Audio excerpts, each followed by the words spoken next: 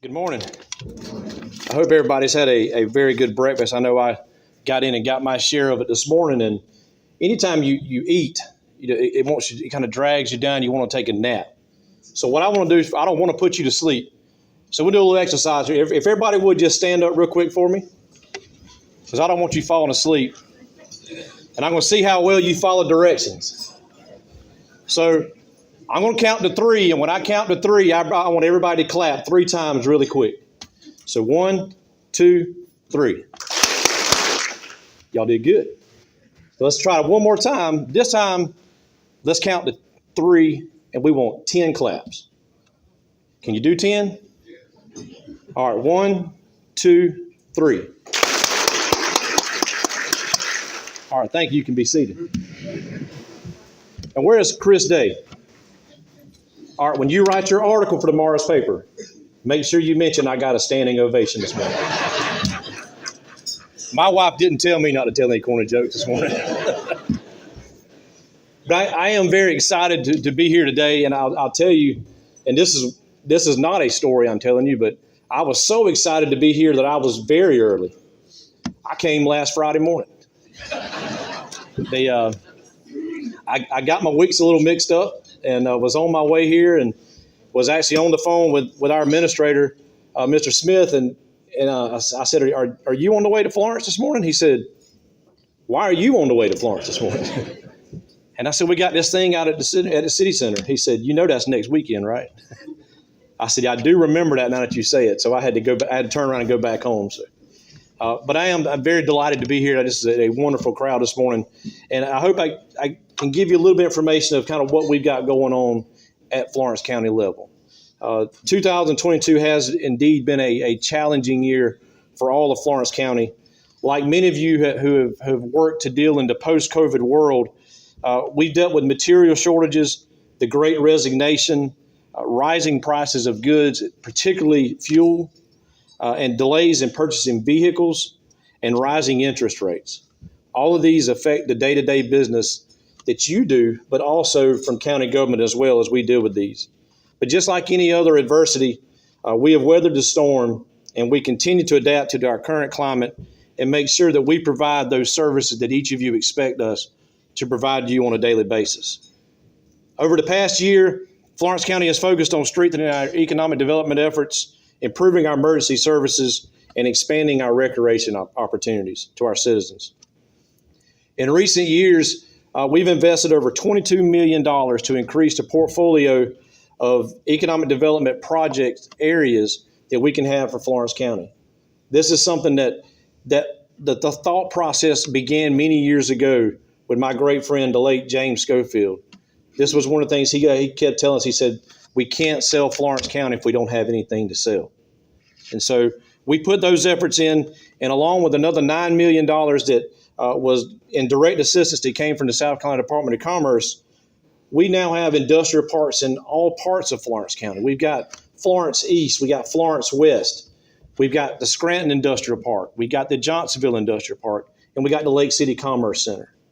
Not to mention the existing Commerce City out at 327-95, which just seems to get bigger every time I go by it. Through the partnerships that we've had with all of our local industries, our economic development group, and the local governments as well, we've really done a lot throughout the county here.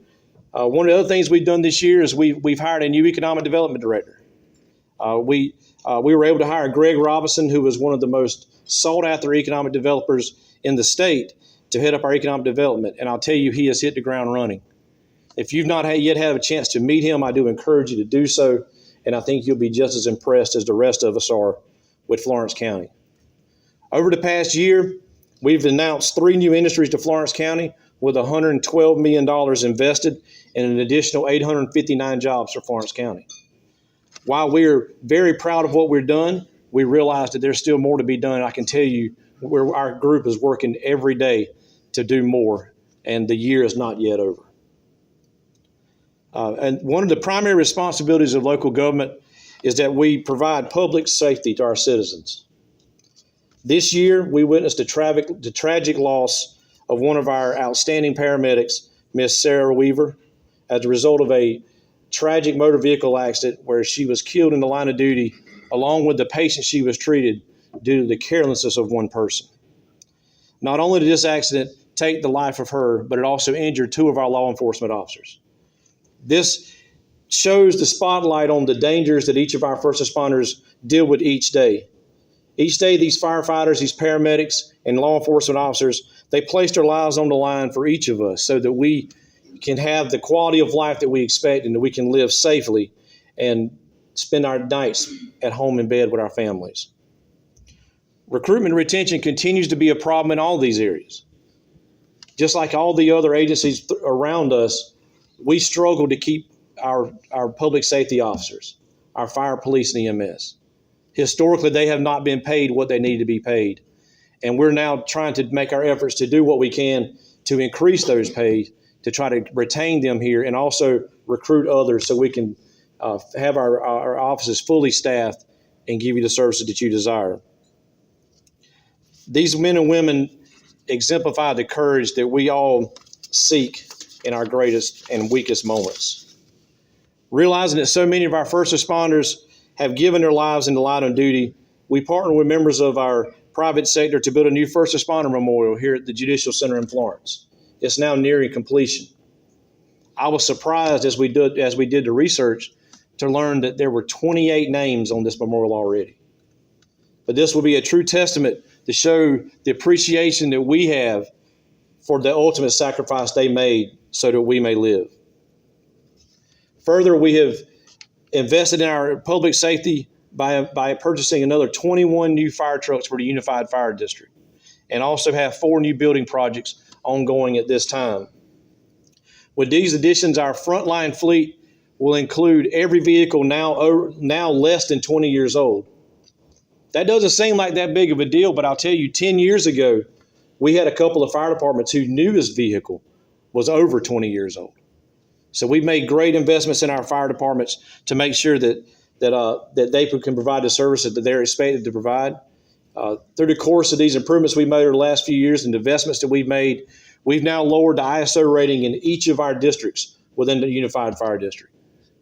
In the end, this translates to lower insurance premiums for you and your businesses. Additionally, we've worked very diligently to expand the recreational opportunities for the citizens of Florence County. The one that I'm always the most excited about is the lake that we have in Lake City. For so long, I grew up in the town that didn't have a lake. We were able to build a lake there several years ago, and am very excited to say that we're now planning in addition to that lake. We're planning on expanding the water feature by another 4 acres. I'm actually meeting with the engineers and the contractor on site this morning when I leave here for that. This will provide a much greater recreational area for our citizens to use, and also we'll have a small entertainment complex there as well. Because as we try to do things in Lake City, just like you in Florence are doing, we found we just don't have the space to have public events and to do things that we want to do. So this lake will provide that. It's already been a tremendous asset to our area. We have many people who come just to see the lake, just to let their kids play in the park and to walk around the trails of that lake. One of the other things we're working on is building an equestrian complex at Lynch's River County Park. This would feature some camping sites and some walking trails for the horses. We anticipate that this will bring a large number of visitors to Florence County to share with their families and enjoy time. But this will be a multi-purpose trail, so we'll also be able to walk it as well. This will be done on existing land that we already own, and we're very excited to see what the future holds for this. Very recently, we've purchased some additional acreage next to Brooks McCall Park, which will also allow us to expand those facilities as well. Our esports program is flourishing.